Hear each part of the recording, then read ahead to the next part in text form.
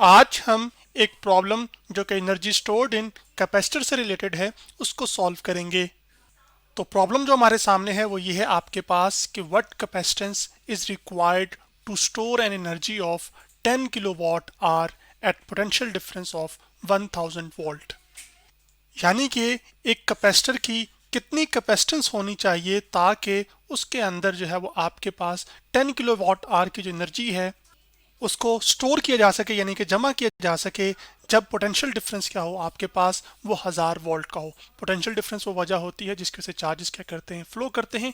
Capacitance हमारे पास एक capacitor की प्रॉपर्टी होती है जो कि ये बताती है कि कितना चार्ज स्टोर होगा।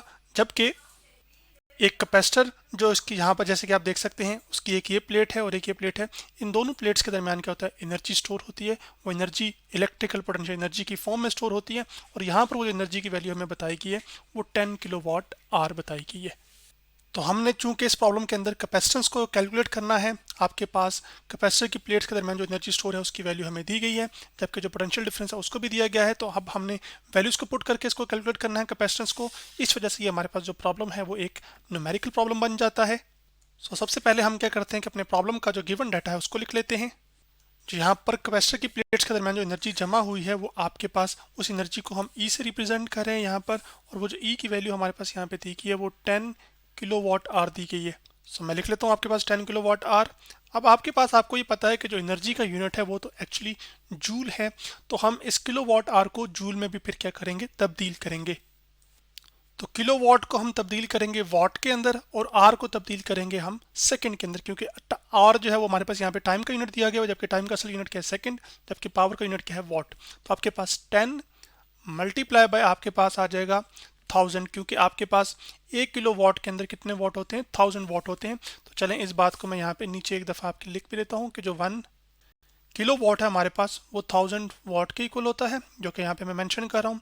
जबकि जो 1 घंटा होता है उसमें 3600 सेकंड होते हैं। कैसे, तो चलें यहाँ पे मैं लिखता हूँ 1, और के लिए मैं अभी खाली एच यूज़ कर रहा हूँ। तो आपके पास 1 में क्या होता है, 60 मिनट होते हैं, तो 60 लिखूंगा। साथ मिनट के लिए मैं MIN यूज़ कर रहा हूँ मिनट, और फिर हर मिनट में कितने सेकंड होते हैं, 60 सेकंड। तो मिनट को तब्दील कर लेंगे हम सेकंड में, तो आपके पास 60 और 60 सेकंड आ जाएगा। और जब 60 से मल्टीप्लाई होता है तो वो आ जाता है 3600। तो 1 आवर में हमारे पास कितने सेकंड्स होते हैं, 3600 सेकंड्स। तो अब आपके पास इस प्रॉब्लम के अंदर जो कि हमारे पास ये 10 किलोवाट आवर एनर्जी दी गई थी, इसको किलोवाट को हमने वाट में तब्दील कर लिया, यानी कि ये कन्वर्जन आपके पास वाट की हो गई है। अब आर को हमने सेकंड में तब्दील करना है, तो 3600 से क्या करना पड़ेगा, मल्टीप्लाई। तो मैंने यहाँ पे कर दिया, तो आपके पास आ जाएगा यहाँ पे 3600 और साथ आगे आ जाएगा किलोवाट, वाट में तब्दील हुआ तो यूनिट आगे आ जाएगा वाट, और आपके पास और का यूनिट यहाँ पे क्या, अभी हमने इसको तब्दील किया और को किस में, सेकंड में, तो वाट सेकंड आ गया। तो अब कैलकुलेटर पर हम फर्दर मल्टीप्लिकेशन कर लेते हैं। 10 को मल्टीप्लाई करते हैं आपके पास 1000 से, तो आपके पास आंसर यहाँ पर आ जाएगा 10,000, और उसको फिर मल्टीप्लाई करना है 3600 के साथ, तो आंसर आ जाएगा आपके पास यहाँ पर ये वाला, जो कि है 3,60,00,000। इसको अब हम साइंटिफिक नोटेशन में लिखेंगे, जिसमें हम जो इसका डेसिमल जो कि राइट साइड पे मौजूद होता है उसको उठा के आपके पास फर्स्ट नॉन जीरो डिजिट के बाहर लिख लेंगे। तो आपके पास ये आ जाएगा 3.6, यहाँ पे मैं लिख रहा हूँ, multiply by 10 to the raise power, कितने डेसिमल प्लेसेस राइट से लेफ्ट शिफ्ट हुआ होगा आपके पास, 1 2 3 4 5 6 7। राइट से लेफ्ट जितने डिजिट शिफ्ट होता है उतनी पावर पॉजिटिव में आ जाती है, और आपके पास ये जो वॉट सेकंड होता है ये एक्चुअली आपके पास जूल के बराबर होता है। कैसे, उसकी बात आप यहाँ से समझ सकते हैं कि जैसे जो पावर होती है हमारे पास वो क्या होता है, पावर आपके पास होती है work done per unit time, यानी कि कितना काम हुआ एक सेकंड के अंदर। तो अब आपके पास ये जो टाइम इधर डिवाइड हो रहा है तो जाके क्या हो जाएगा, मल्टीप्लाई। तो आपके पास जो वर्क आ जाएगा जो कि फॉर्म ऑफ एनर्जी ही होती है वो किसके इक्वल आ जाएगी, पावर का प्रोडक्ट टाइम के साथ। तो पावर का यूनिट वॉट होता है, टाइम का यूनिट सेकंड होता है, तो वॉट सेकंड किसके इक्वल आ जाएगा, यहाँ पे वर्क जो कि फॉर्म ऑफ एनर्जी होती है, एनर्जी का यूनिट क्या होता है, जूल। तो जो 1 जूल होगा वो आपके पास 1 वॉट सेकंड के बराबर होता है। तो वॉट सेकंड की जगह इस वजह से मैंने यहाँ पर जूल लिख लिया। अब इसी प्रॉब्लम के अंदर हमें यहाँ पे पोटेंशियल डिफरेंस भी दिया गया है, तो हम यहाँ पे पोटेंशियल डिफरेंस भी लिख लेते हैं। और वो जो पोटेंशियल डिफरेंस है जो कि चार्ज के फ्लो की वजह बनता है, आपके पास यहाँ पे वो बैटरी प्रोवाइड करी होगी, और वही पोटेंशियल डिफरेंस आपके पास इन प्लेट्स के दरमियान भी स्टैब्लिश होगा। और तब तक आपके पास पोटेंशियल डिफरेंस इनके दरमियान बढ़ता रहेगा जब तक आपके पास वो पोटेंशियल डिफरेंस वो ना हो जो बैटरी के दो टर्मिनल्स के दरमियान है। यह कैपेसिटर तब तक चार्ज होता जाएगा जब तक आपके पास जो पोटेंशियल डिफरेंस इन दो प्लेट्स के दरमियान है वो बराबर ना हो जाए, जो बैटरी के दो टर्मिनल्स के दरमियान पोटेंशियल डिफरेंस है। तो आपके पास उसकी जो वैल्यू है वो हमें 1000 वोल्ट दी गई है, तो मैं यहाँ पे उसको लिख लेता हूँ 1000 वोल्ट। और उसके साथ साथ अब जो चीज़ हमने मालूम करनी है वो कैपेसिटेंस है। तो चले मैं यहाँ पे लिख भी देता हूँ आपके पास टू फाइंड कैपेसिटेंस को हम रिप्रेजेंट करते हैं सिंबल सी के साथ, और इक्वल टू और साथ आ जाएगा यहाँ पे क्वेश्चन मार्क। अब हम आगे बढ़ते हैं। अब हमने जो कैलकुलेट करना है वो आपके पास कैपेसिटेंस को कैलकुलेट करना है, लेकिन यहाँ पे जो गिवन डाटा है उसमें हमारे पास क्या है, एनर्जी दी गई है और पोटेंशियल डिफरेंस दिया गया है। तो आप सोचें कि आपके पास एक जो कैपेसिटर होता है उसके अंदर जो एनर्जी स्टोर होती है उसकी प्लेट्स के दरमियान उसका ही कोई हमें रिलेशन यूज करना पड़ेगा ताकि हम कैपेसिटेंस को क्या कर सकें, मालूम कर सकें।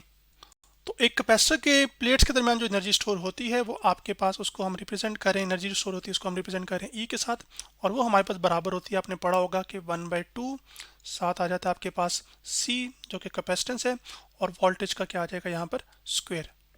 अब हमने चूंकि कैपेसिटेंस को मालूम करना है तो हम ये जो बाकी चीज़ें हैं इनको लेफ्ट हैंड साइड पे ले जाएंगे। तो आपके पास ये जो 2 डिवाइड हो रहा है उधर जाकर क्या हो जाएगा, मल्टीप्लाई। तो आपके पास आ जाएगा 2, साथ आ जाएगा यहाँ पे ई, इक्वल टू आ जाएगा आपके पास सी वी का स्क्वायर। अब आपके पास यहाँ पे जो वी स्क्वायर मल्टीप्लाई उधर जाके डिवाइड हो जाएगा, तो आपके पास सी जो कि राइट हैंड साइड पे बचेगा उसको मैं लेफ्ट हैंड साइड पे लिख रहा हूँ क्योंकि लेफ्ट हैंड साइड इक्वल होती है राइट हैंड साइड के। तो आपके पास इक्वल टू आ जाएगा 2 ई। तो जो भी साइड आप पहले लिख लें उससे कोई फ़र्क नहीं पड़ता, लेकिन चूंकि हमने कैपेसिटेंस मालूम करनी है इस वजह से उसको हम लेफ्ट हैंड साइड पर लिख रहे हैं।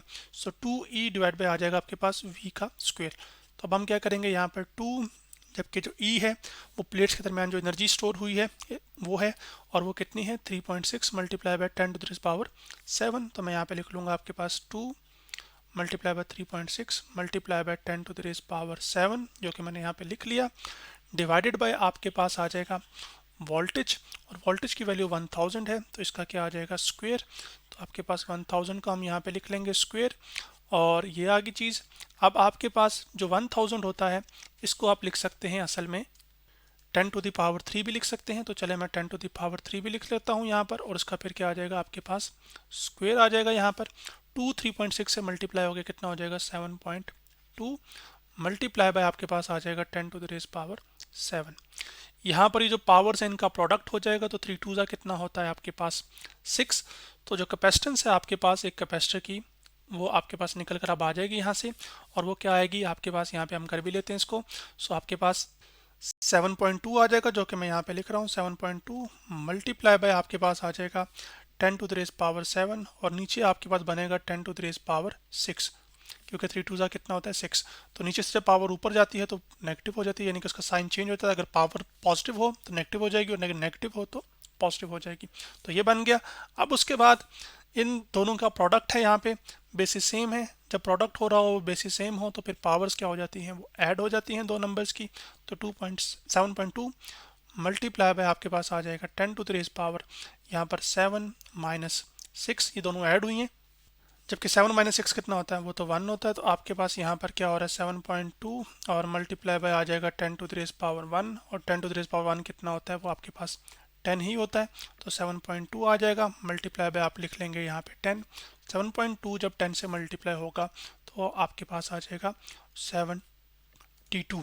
तो मैं यहाँ पे लिख लूँगा 72, जबकि जो कैपेसिटेंस का यूनिट होता है वो हमारे पास फैरड होता है। तो यूँ हमने जो कैपेसिटेंस है वो कैलकुलेट कर ली है एक ऐसे कैपेसिटर के लिए जिसके अंदर जो एनर्जी स्टोर हुई है वो आपके पास 10 किलोवाट आवर थी, जब पोटेंशियल डिफरेंस कितना था, 1000 वोल्ट का था। इसी तरह आपको ये सवाल वो दूसरे अंदाज में ये पूछ सकता है कि आपको ये कह दे कि आपको कैपेसिटर की कैपेसिटेंस दे दे, यानी कि चार्ज जो स्टोर करने की सलाहियत है उसकी जो वैल्यू है वो दे दे, और पोटेंशियल डिफरेंस भी दे दे। तो आपने फिर सिर्फ इस फार्मूले के अंदर वैल्यूज़ को पुट करना है, 1/2 कैपेसिटेंस की जो भी वैल्यू है वो पुट करनी है, फिर वोल्टेज की जो वैल्यू है उसको पुट करना है, उसका स्क्वायर करना है, प्रोडक्ट लेना है, 2 से डिवाइड कर देना है। तो आपके पास एनर्जी स्टोर जो कैपेसिटर में होगी वो निकल कर आ जाएगी, अगर सादा सादा सा सवाल हुआ तो आज हमने एक प्रॉब्लम जो कि एनर्जी स्टोर्ड इन कैपेसिटर से रिलेटेड था उसको सॉल्व किया।